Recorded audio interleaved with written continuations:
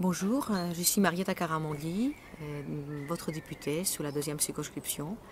Je sollicite votre confiance pour les élections du 11 et 18 juin prochains afin de continuer ensemble le travail sur ce territoire et défendre les habitants de la deuxième.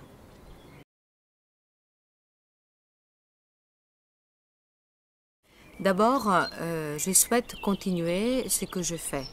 Ce que j'ai fait pour accompagner, aider les habitants, les municipalités dans leurs projets, dans leur situation, dans ce qui fait que finalement, dans cette partie du département, on développe l'économie, on développe les projets associatifs, on défend les projets aussi des jeunes sur le territoire. Bref, faire en sorte que ce territoire puisse vivre dans la solidarité et de manière dynamique. J'ai annoncé plusieurs, propositions dans les différents documents que j'ai distribués dans les boîtes aux lettres qui permettent à la fois d'aborder la question de l'emploi, du chômage, de la santé, du logement, de l'éducation.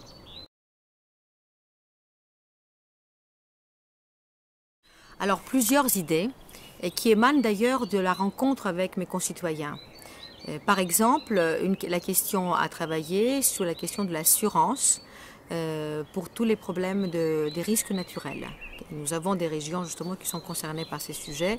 La question de la dépendance, comme aussi la question des procédures en matière de construction, particulièrement lorsque nous avons des pylônes et nous avons des situations très concrètes, pour faire en sorte que la perte de plus-value d'un bien puisse être compensée par les porteurs de projets. Mais il y a aussi d'autres sujets. Je pourrais citer l'exemple de l'information en matière de télé-réalité, particulièrement, où nous voyons quand même, y compris dans nos jeunes et toute population, s'attarder à ces émissions de télé-réalité, mais qui sont scénarisées. Et donc finalement, ils doivent aussi contribuer différemment par rapport aux autres domaines du cinéma.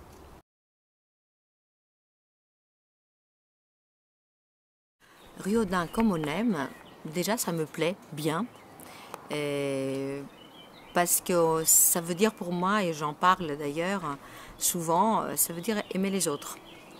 Et c'est bien aussi de pouvoir aussi contribuer de cette manière-là aussi à la démocratie, à l'exercice démocratique dans une ville, dans un territoire, et je trouve que c'est une bonne initiative.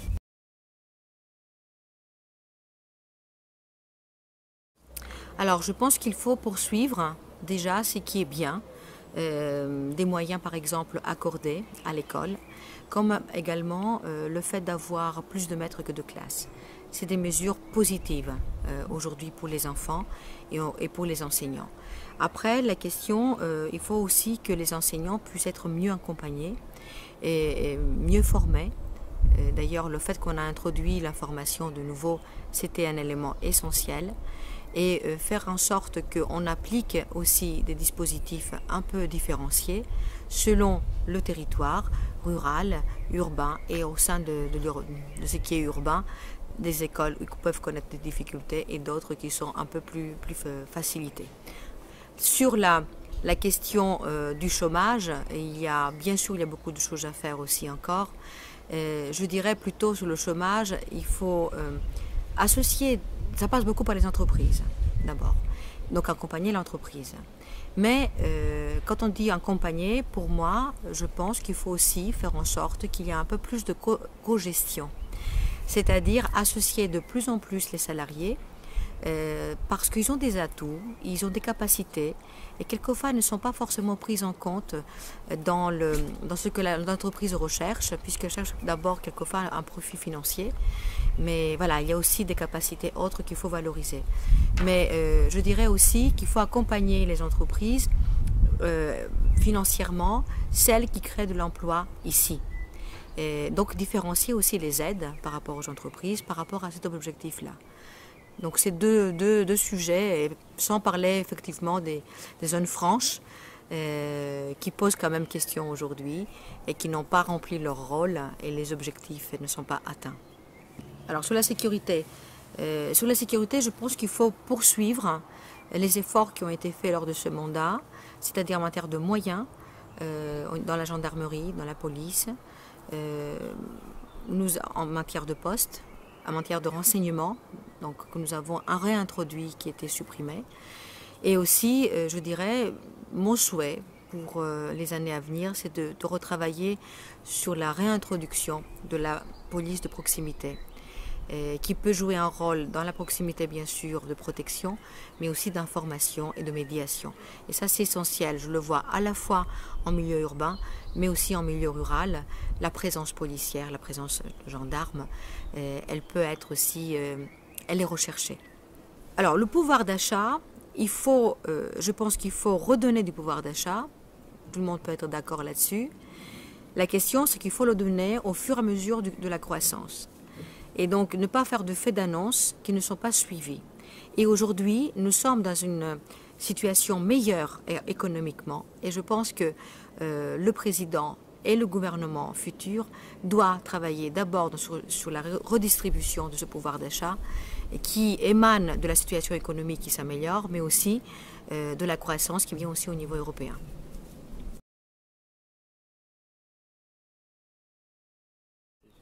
Alors, cette enveloppe qui a été attribuée aux députés, d'abord, il faut rappeler que nous avons mis de la transparence et c'était la volonté du Parlement.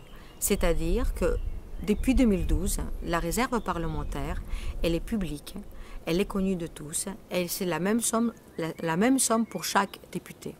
Bon, je viens de voir que le président Emmanuel Macron a annoncé sa suppression.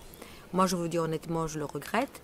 Parce que moi j'ai toujours travaillé sur le territoire en toute transparence sur cette question, en associant les associations et les communes, en identifiant très clairement les projets qui pouvaient être financés, des investissements, des créations de projets associatifs qui ont touché beaucoup, des milliers, je dirais, d'habitants. Donc je pense que peut-être s'il y a un moyen de la remplacer par quelque chose qui permet d'être traité directement par le député, il me semble-t-il, dans tous les cas, il faut amener aussi les communes et les associations à s'exprimer, à présenter leurs projets, à partager avec les autres. Moi, je le fais chaque année, tout simplement, quand je les invite. Ils présentent déjà chacune le projet sur lequel ils ont travaillé et ils le présentent devant les autres. Donc du coup, me semble-t-il, c'est un jeu auquel ils s'y prêtent et qui peuvent finalement continuer.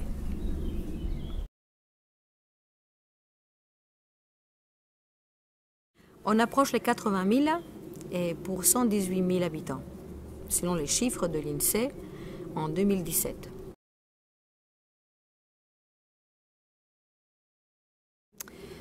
Pour moi, l'assiduité, c'est à la fois une présence, non seulement en séance publique, mais surtout en commission, parce que la commission a tous les pouvoirs. C'est dans la commission qu'on défend les amendements en premier, les argumentations, le travail de l'écriture de la loi se fait en commission.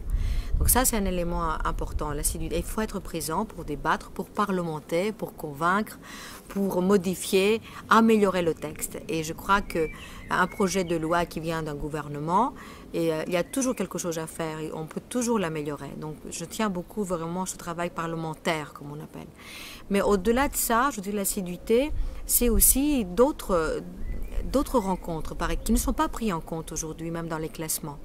C'est par exemple tout le travail qu'on peut faire avec d'autres parlements nationaux pour porter une proposition française, pour la faire adopter par d'autres parlements nationaux et la porter ensemble ensuite auprès de la Commission européenne.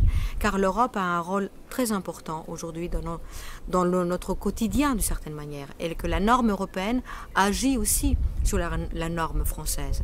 Donc attention, ce travail-là n'est pas du tout pris en compte. Moi, c'est une suggestion que je fais parce que j'ai été classée 10e sur 577 députés. Et donc, je sais de quoi je parle. Je pense que mon expérience peut donner confiance et d'accepter ce que je propose demain, d'améliorer au niveau de l'assiduité.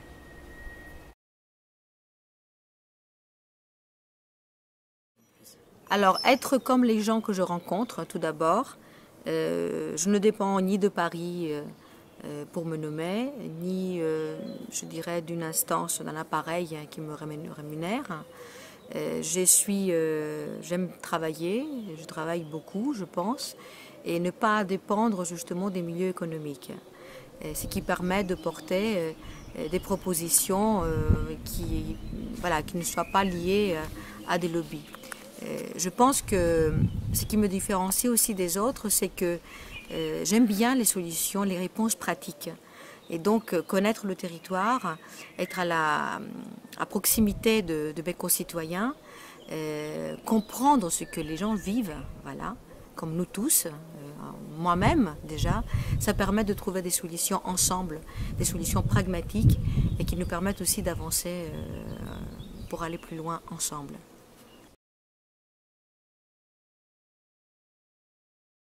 Alors, c'est une vraie question. La présence des services publics et plus particulièrement la question de la Poste qui est revenue régulièrement ces derniers temps, depuis un an, sur la circonscription. Il y a Riodun, il y a Uvray, il y a Changé, il y a Montfort, il y a Le Mans avec la Cité des Pins. Moi, ce que j'ai essayé chaque fois, c'est de porter, comme je le disais tout à l'heure, avec pragmatisme, des propositions. Même quand j'ai proposé une manifestation, j'ai appelé à manifester, non pour dire qu'on n'est pas d'accord seulement, mais pour inviter les concitoyens de venir ouvrir des comptes, utiliser les services de la Poste, parce que la meilleure manière de défendre un service, c'est de l'utiliser. Donc on peut demander, et si on ne l'utilise pas, on le perd. Donc ça, c'est le premier élément. Après, chaque fois, il faut voir. On a des dispositifs qui nous permettent quand même de défendre des services. Je prends deux exemples. En tant que maire, moi je ne suis pas maire, mais un maire, il est sollicité toujours lorsqu'il s'agit d'une fermeture d'un bureau de poste. Parce qu'un bureau de poste représente les services traditionnels de courrier, mais aussi des services bancaires. Et là-dessus, la Poste, la direction, a toujours l'obligation de demander l'autorisation. Un maire qui se mobilise peut aussi faire en sorte que les solutions qui puissent être trouvées soient celles à la hauteur, justement, de la demande qui est exprimée sur le territoire. Malheureusement, cela n'a pas toujours été fait par tous les élus, et ça, je le regrette. Pourtant, j'ai essayé de leur donner tous ces éléments-là, toutes ces informations, au cas où certains ne connaissent pas, parce que malheureusement, il y a aussi des élus qui ne connaissent pas bien tous ces éléments. Et il me semble, il faut être attentif, il faut travailler à plusieurs et trouver chaque fois les arguments pragmatiques qui nous permettent de défendre. Sur Le Mans, c'était exactement la même situation, puisque comme on appelle, un quartier politique de la ville, la Poste n'a pas le droit de supprimer un bureau de poste. Donc du coup, il doit proposer une convention, et cette convention, si elle est refusée, effectivement, il doit trouver une autre solution. Voilà, je travaille là-dessus avec mes concitoyens et avec mes élus, mais il faut être plusieurs. Alors, concernant la situation de Riodun, je suis donc intervenue auprès du DAZEN pour qu'il puisse bien réexaminer la situation, le nombre d'élèves et la situation donc, de la classe. Normalement, nous devons à un moment donné recevoir une réponse de la part de l'inspection académique, directement d'abord monsieur le maire qui sera informé, et puis moi aussi également par la suite. Mais au-delà de cette proposition de fermeture, moi je demande à ce que finalement les règles puissent aussi être revues et que le nombre d'élèves par classe puisse finalement être réétudié, quelle mutualisation, dans quel contexte, quel est le milieu, comment les enseignants vont pouvoir fonctionner, enfin bref, toute une série de questions auxquelles il n'y a pas de réponse comme ça si effectivement on ne crée pas une concertation entre les professionnels, entre l'administration et les parents d'élèves et les élus.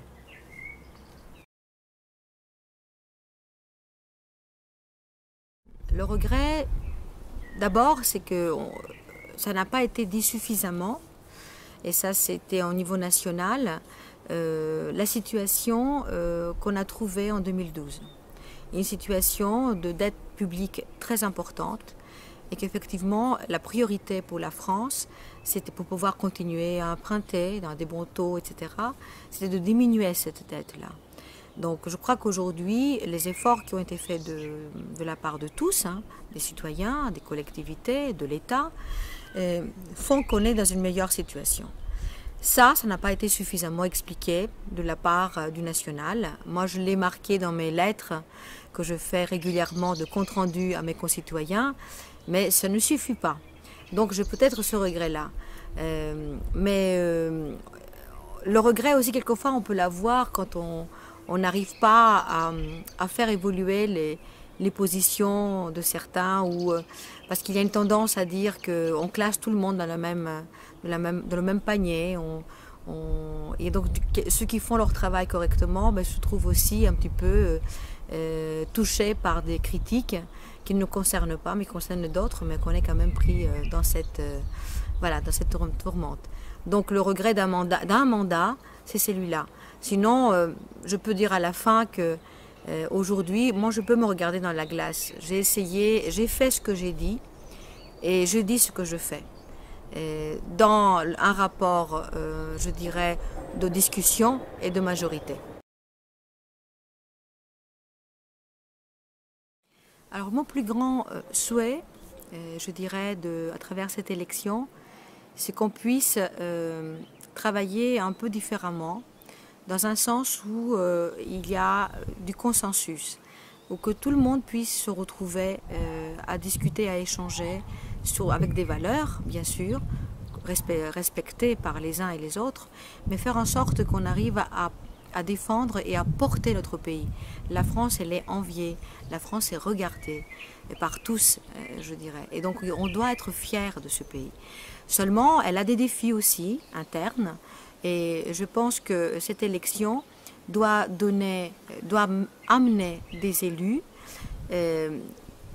C'est pas question de couleur, mais des élus qui travaillent, qui ont fait leurs preuves et qui montrent finalement qu'on peut aussi construire ensemble dans le respect démocratique et le respect républicain pour faire en sorte qu'on réussisse en France et à l'étranger, parce que notre destin est lié aussi à l'Europe et que l'Europe peut aussi nous apporter beaucoup de choses. Seulement, il faut qu'on s'y mette à plusieurs pour la faire évoluer et l'adapter à nos besoins, c'est-à-dire pour plus de sécurité, pour plus de solidarité sociale, pour plus finalement d'éducation, pour plus de questions qui concernent le transport, la mobilité des jeunes dans l'Europe et en France et même dans nos territoires.